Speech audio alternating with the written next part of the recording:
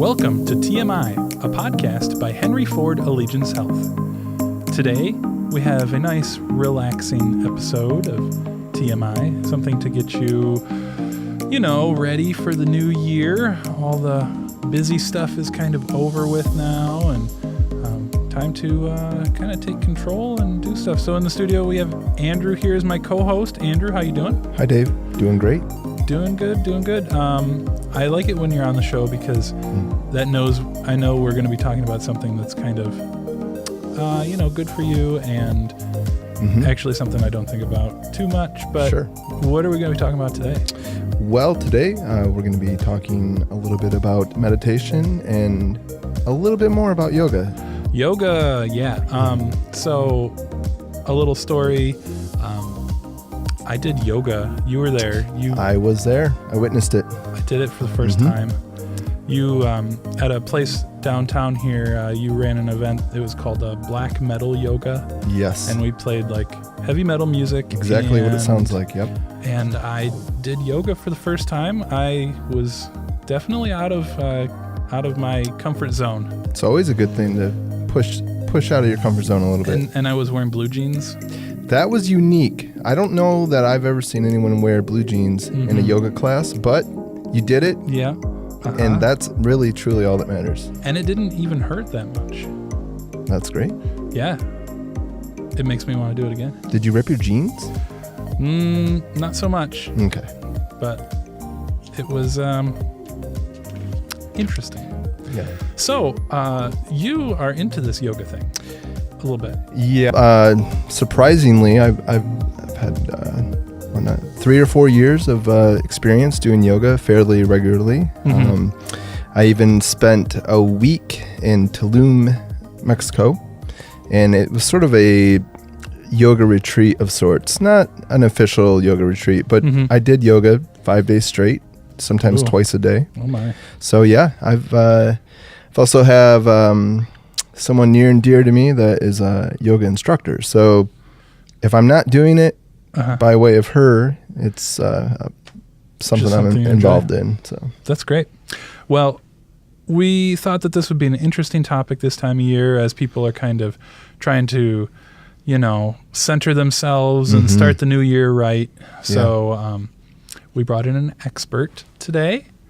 And Carol is with us today. Welcome to the show, Carol. Well, thank you very much. I'm very happy to have this opportunity to come in and talk about subjects that are very near and dear to me as well. And you help us all out with becoming more healthy and all sorts of stuff in our department. What is your position here, and what kind of things do you do? Sure. So I'm a nurse here. I work in prevention and community health, specifically with the It's Your Life program. So I'm involved in coaching people around creating healthy goals.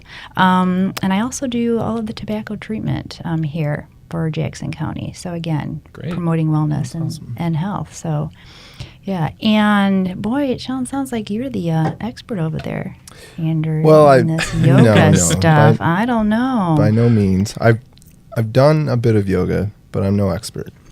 Oh, well, we're just here to talk about it and bring bring the topic up to discuss and kind of let more people know about it and give it kind of a healthcare perspective, how it's actually healthy for you. So absolutely.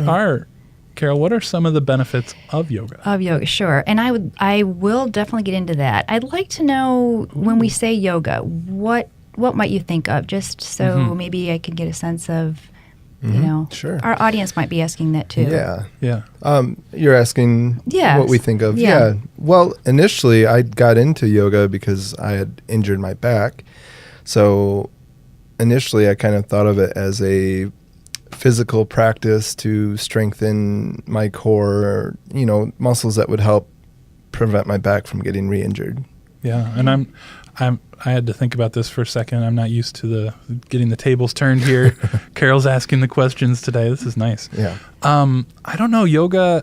I mean, I envision like rolling out a mat and doing the yoga, wearing probably yoga pants instead of blue jeans. But that's like my initial idea of what yoga is. But like most things, I imagine it can be more than that or less than that, or just a variety of things. So what What would you Yeah. say yoga is? Yeah. So that's a fairly typical, I guess, westernized view of what yoga is. I mean, there's writings about yoga as far back as 200 BC in the Gita. And in when I say Eastern culture, India specifically. And yoga comes from a word, Y-U-G. And basically it means to yoke, to attach, to form a union or a communion.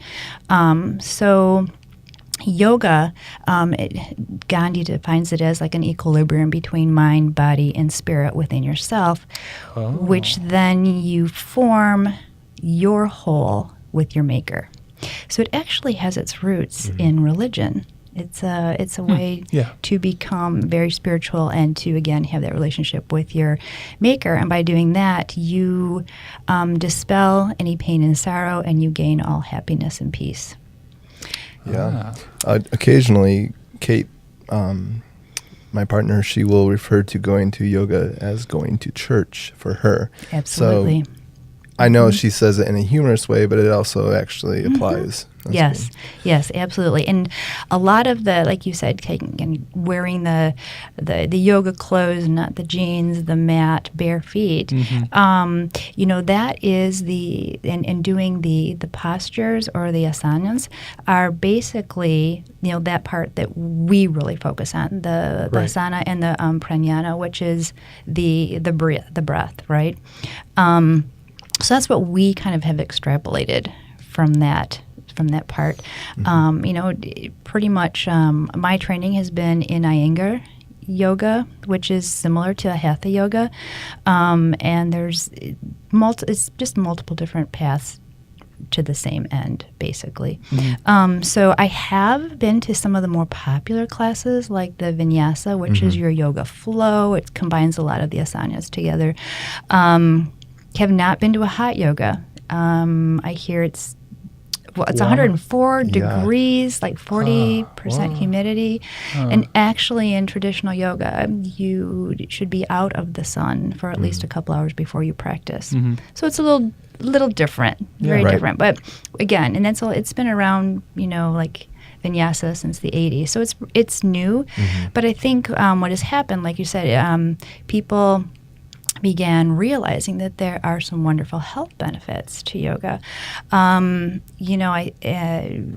the initial practice, BKS Iyengar found that and just from his experience, he treated people with COPD, asthma, digestive problems, pulmonary problems. And if you look at some of the research, it does not say, like from the NIH, National Institute on Health, particularly the subset of the complementary health. They basically say that they can't prove that yoga does change your health, but that it can promote your health. And in the surveys that they have done, 86% of people say that it does decrease their stress. That's big. Yeah, with people with back pain, digestive issues, musculoskeletal issues definitely benefit. Also, people suffering from cancer become psychologically and physically, they feel healthier. And people with asthma have reported, more lung capacity.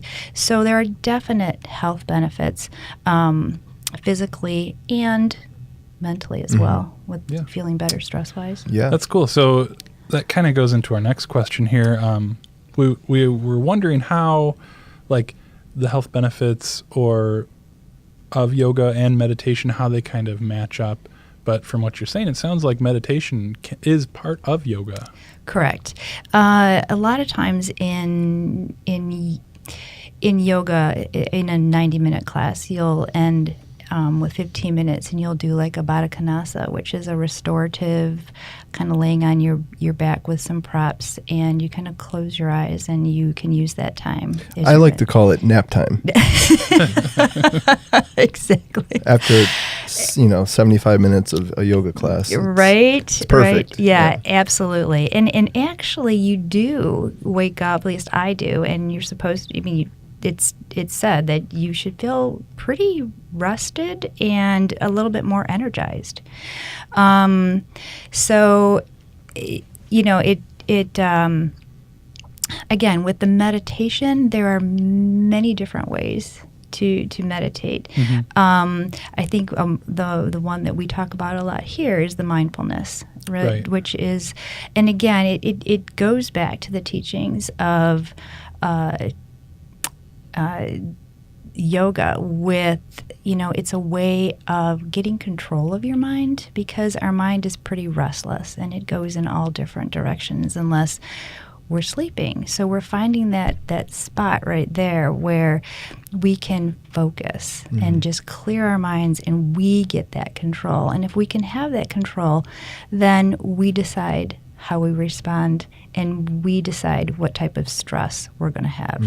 So, very much tied in. That's great. Yeah. It's interesting how much breathing plays a role in getting to that state of meditation. Right, absolutely. And definitely when you are doing a meditation, it's all focus on the breath. At that point, you're not focusing on your movements, although you can do walking or movement meditations, but a lot of times you're just sitting still and you are just focusing on your breath, the inhalation, the exhalation. You can work on and breath retention as well, and really harnessing the capacity of your brain. Great. That's good to know, because I'm not naturally the most flexible person, but yoga does have some benefits for, like, the other side, the actual physical benefits of yoga. Absolutely. It helps with balance, strength, flexibility, and even if you're not very flexible, it helps to decrease that stiffness, and over time in practice it does increase your agility. And specifically in the yoga that I am accustomed to, there are many props. Okay. There's blocks and bolsters and blankets and bands and neck rest. So there's all different props that you can use, so that if you can only reach down to your knee, that's okay. We'll put blocks there. And then eventually we take blocks out a little bit at a time so that you can get to palms flat on the floor. I think I had 3 blankets when I did it. Right. You needed a bit of help and support. I needed quite a bit of support. It was all right, though. That was your first session. I think that's good for people to hear. I fell over only once. Yes. Rolled over. I didn't see it, but I heard it. And I'm glad no one was hurt. But that is really good for people just starting off or wanting to take a first class, just to know that there's all types of levels, and if you're just starting, there's props to help you. That's cool. Yeah, absolutely. And it's, one of those where, at least my instructors always said, you should never feel pain. So if something isn't feeling right, and she can just tell, Carol, I think you need an extra blanket on this one. And it's like, oh, okay, yeah, that does feel good. Because if you ever feel any particular soreness or uneasiness after a yoga move, it's probably perhaps you weren't doing it correctly. Right. So I was, there was one, I don't even remember what it was, but then Kate was walking by and she adjusted my foot a little, and I was like, oh, that doesn't even really hurt now. Yeah. Interesting. So I wasn't watching, but you had mentioned you really enjoyed the one it's a pigeon pose. Okay. It's a nice stretch of like the hip and hamstring. Oh, yeah. And I think you that was one that I think you were made to do, because you said you nailed it. Yeah. Yeah. Wow, my foot nice. wasn't pointed very in the right direction. No, it's okay. That's a great description of yoga and how beginners can get into it. We actually did a video, didn't we, Andrew? We did. Actually, why don't you throw that link in the description? All right. You can watch Kate demonstrate some yoga. Sure. She helped me, so she might as well help you guys too. But thinking of other things about my experience, I know jeans probably aren't the best thing to. You should probably never wear jeans. But what are some of the things you should wear while doing yoga? What helps you? What kind of gets you in that groove? Sure, absolutely. I think at least for me in my practice, shorts and just like a small little T-shirt. I mean, you can wear like the yoga pants that are the longer. I find that it kind of gets in my way of doing poses. Plus, it's also easier for the teacher to see my structure and to be able to come in and help me out with that. You know, a mat and bare feet. It's an activity you do in your bare feet. Yeah. I mean, I think I'm comfortable in just sweatpants, sometimes rolled up, and then either a hoodie or a T-shirt, depending on how comfortable I'm feeling with myself on that given day. But it's definitely important, I think, to just feel at peace with what you're wearing. Absolutely. Yeah. And it helps you to focus in on a big aspect of yoga, too, is it helps you to learn to cherish your body. I mean, it's so easy to look and pick apart all the different things about the way we look, but it really teaches you to respect and to love and to cherish, you know, your body, and it's actually very helpful in people with eating disorders because it helps them to form a better relationship with their body. Yeah, a lot of benefits. That's great. So how long do you have to like practice yoga before you start to see these benefits? Right. So, I mean, you were perfect at the pigeon after the first one. So, you know, perfect pigeon. That's perfect for me. Pretty amazing. So, with more practice, the more you gain the better feelings. But you can come out of yoga after one class and just feel rested and yet energized, just grounded, centered. Right? I think I'm thinking back to one of my first few classes, and without even knowing what I was doing, mentally, I felt a lot better. Physically, truthfully, I felt sore the next day. Okay. But right after that class, mentally, I felt like just soothed and kind of slowed down, and it was great. Yes, absolutely. Yeah. Do you have any questions, Andrew? Well, I was just curious what Carol's favorite part of yoga. You listed a ton of benefits, I mean, what for your own yoga practice, what is sort of the pinnacle of that yoga session? What's your favorite part? Well, I mean, the Baddha Konasa, right? Yeah. When you're the restorative, and at the end of 16 weeks, we always do just a complete restorative class. I like the challenge of the inversions, and I have not accomplished them with zero props. Yeah. But again, it's that pushing myself outside the box to be able to get to that. But definitely that feeling of just being connected with myself, and it's just very grounding, centered, light. I just feel like I got a massage, but I just did this all by myself. Yeah, right. So I didn't need, I needed my instructor, trust me, but I didn't need, to go pay for a massage. So that's great. So is this always stuff that you do in a class, or are there things that you can do? Like, I hear some people talking about doing yoga at work, or just like every day in the morning, or what kind of things can we easily do to get into that mindset? Absolutely. So once you are familiar with some of the postures, they're definitely, it behooves you to practice them on a daily basis. So you can practice them in the morning. That is when your mind is most alert. Your body is more stiff. But your mind is most alert, so you can practice especially harder ones. And then in the evening, your body is much more relaxed, but your mind is not alert, so that could be more of your kind of, your practice time. So either one, whatever works into your schedule. And certainly at work, you can take positions. I mean, I think that is where you can, I love the mountain pose, definitely. I'll even close the door and do a downward dog. I mean, and it takes how long?